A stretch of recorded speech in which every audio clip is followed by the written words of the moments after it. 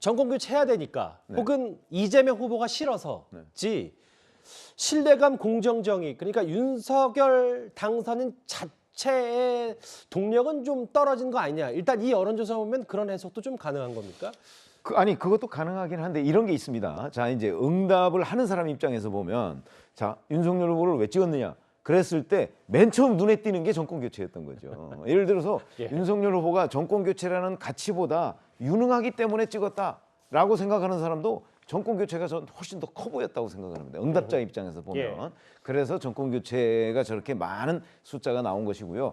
저는 뭐 안철수 대표가 윤석열 후보를 지지하기로 하고 후보 사퇴를 한 것도 저 정권 교체에 대한 열망이 아까 말씀하셨지만 너무나 크기 때문에 그걸 외면하기가 굉장히 어려웠을 것이다. 그래서 이번에는 결국 정권 교체라는 거는 문재인 정부에 대한 심판이고 두 번째 이재명 후보가 싫어서라는 건 이재명 후보의 약점에 대한 그 약점에 대해서 윤석열 후보가 반사이익을 얻었다. 아하. 이렇게 해석을 할 수가 있겠죠. 예. 정권 교체 39%, 상대 후보가 싫어서 17%. 일단 왜 윤석열을 뽑았냐는 응답에 한 여론조사에서는 이런 답이 나왔습니다. 또 하나 눈에 띄는 조사 결과 하나 있는데요. 화면이 한번 준비가 돼 있나요? 안철수 대표와 관련된 부분입니다. 그러니까 2년 전 총선에서 국민의당을 찍었던 안철수 대표의 대략적인 지지자들이 이번에 윤석열 당선인에게 85.8%, 이재명 전 지사에게 12.6%. 생각보다 좀 많은 숫자가 윤석열 당선인 쪽으로 좀 표심이 간 것 같습니다. 근데 이거를 그대로 이제 해석을 하면 안 되는 게 있어요. 예. 뭐가 있냐면은 이 안철수 후보 지지자들의 특징이 굉장히 많이 변한다는 겁니다.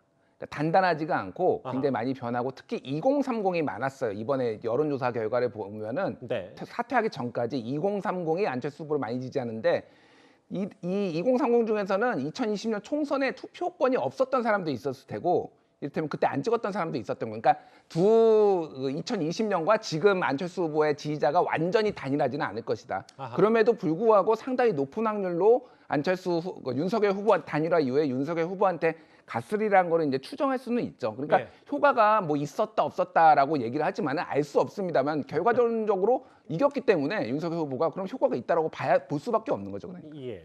근데 10년 전에 그 2012년이죠. 그때 이제 안철수 후보가 사퇴하고 문재인 후보를 지지했잖아요. 그때도 한국갤럽에서 추적 조사를 한 게 있어요. 추적 조사를 했더니 추적 조사를 했더니 그때도 안철수 후보 지지자의 61%가 문재인 후보를 지지한 걸로 그런 결과도 있습니다. 그러니까 이게 단일화가 효과는 있는 거예요. 그러니까 최명무 의원님 말씀 결과적으로 받았을 땐 안철수 대표의 지지자들은 안 대표가 어느 쪽을 향하느냐에 따라 충성도가 높고 그쪽으로 단일화를 하면 제법 높다는 거죠. 그때도 61%였고 지금 이것도 뭐 단순 비교는 안 되지만 여튼 이것도 상당히 높다는 걸 우리가 짐작할 수 있는 거죠. 그럼 차지현 교수님 결국은 지금 0.73%포인트 차이거든요. 두 그렇죠. 대선 후보. 예.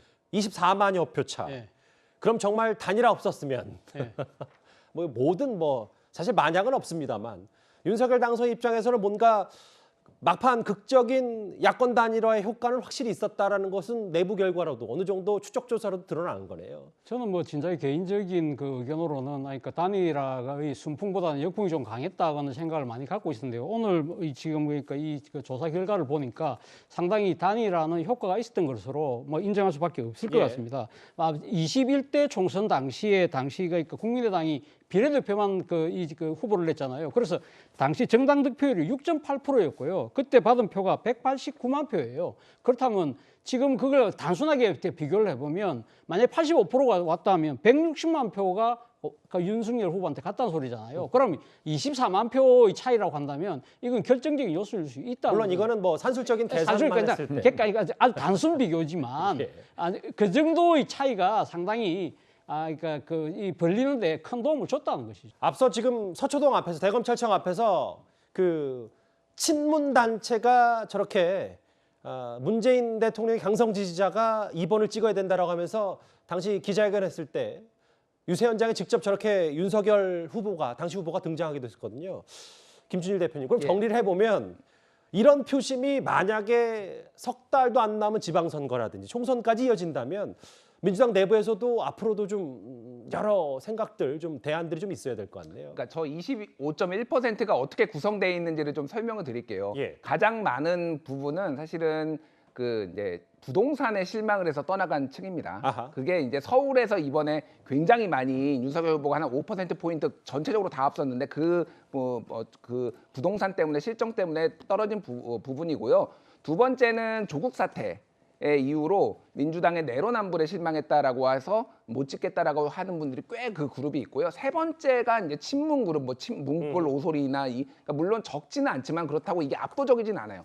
그러니까 크게 보면 이제 세 부류가 있는데, 예. 그러니까 왜 이 친문 문골 오소리나 이 부대의 이제 이분들은 그러니까 민주당의 애착을 가지기보다는 문재인 대통령한테 애착을 가진 거거든요. 그래서 2017년에 이재명 후보가 강하게 문재인 후보를 비판했던 것에 대해서 감정의 앙금이 아직 남아 있는 거예요. 근데 그분들은 이미 문재인 대통령이 이제 퇴임을 하면은 사실은 이재명 후보도 없을 거 아니에요. 지방선거에는. 예. 그러니까 다시 돌아올 가능성은 있습니다. 그분들은 그러니까. 알겠습니다.